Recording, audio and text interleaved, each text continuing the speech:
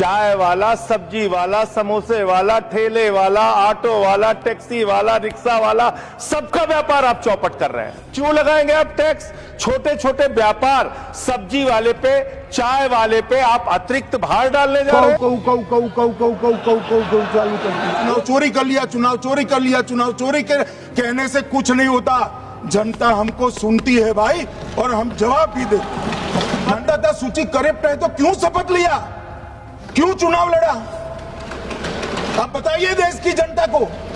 देश का प्रधानमंत्री और राज्य का मुख्यमंत्री कौन हो, वो घुसपैठिए तय करेंगे, मान्यवर नहीं रह सकते। टप से नए कपड़े पहनकर आप शपथ ले लेते हो, उस वक्त मतदाता सूची का विरोध नहीं करते हो, और जब मुंह की पटखनी पड़ती है बिहार की तरह, तब मतदाता सूची का विरोध। चाय वाला, सब्जी वाला, समोसे वाला, ठेले वाला, ऑटो वाला, टैक्सी वाला, रिक्शा वाला, सबका व्यापार आप चौपट कर रहे हैं। क्यों लगाएंगे आप टैक्स? छोटे छोटे व्यापार, सब्जी वाले पे, चाय वाले पे आप अतिरिक्त भार डालने जा रहे हैं। और पहले आपने कहा डिजिटल इंडिया होना चाहिए, सारा व्यापार डिजिटली करिए, छोटे छोटे पेमेंट आप डिजिटली करिए। प्रधानमंत्री जी गर्व से कहते हैं वो चाय वाले हैं, लेकिन इस बिल के माध्यम से चाय वाला, सब्जी वाला, समोसे वाला, ठेले वाला, ऑटो वाला, टैक्सी वाला, रिक्शा वाला, सबका व्यापार आप चौपट कर रहे हैं। क्या कह रहे हैं आप इस बिल के अंदर? आप इस बिल में कह रहे हैं कि यूपीआई से जब आप पेमेंट करेंगे तो जो व्यापारी होगा, जो व्यापार कर रहा होगा, जिसके खाते में आप पैसा डालेंगे, उसके ऊपर हम टैक्स लगाएंगे।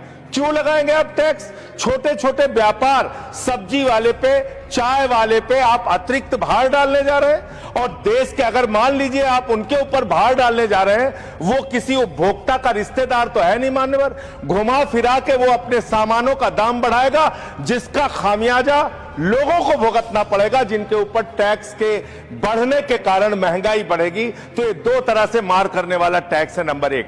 दूसरी बात, ये बिल लाया किन परिस्थितियों में गया है, ये देश को जानना जरूरी है।